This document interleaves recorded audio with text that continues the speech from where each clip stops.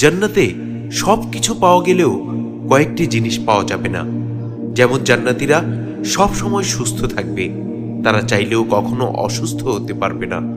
জান্নাতীরা সব সময় যুবক থাকবে, তারা চাইলেও কখনো বৃদ্ধ হতে পারবে না। জান্নাতীরা চির আনন্দিত হবে, তারা চাইলেও কখনো তাদের বিচ্ছেদ হবে না। আর কোনোদিন তারা দুঃখে কষ্টে পতিত হবে না। জান্নাতীরা যখন জান্নাতে প্রবেশ করে যাবে, তখন একজন ঘোষণাকারী ঘোষণা করে বলবেন, তোমাদের জন্য এখন অনন্ত জীবন, আর কখনো তোমরা মৃত্যুবরণ করবে না।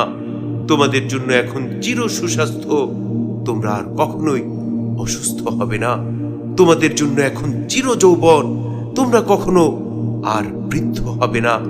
তোমাদের জন্য এখন চির সুখ ও পরমানন্দ, তোমরা আর কোনোদিন দুঃখে কষ্টে পতিত হবে না।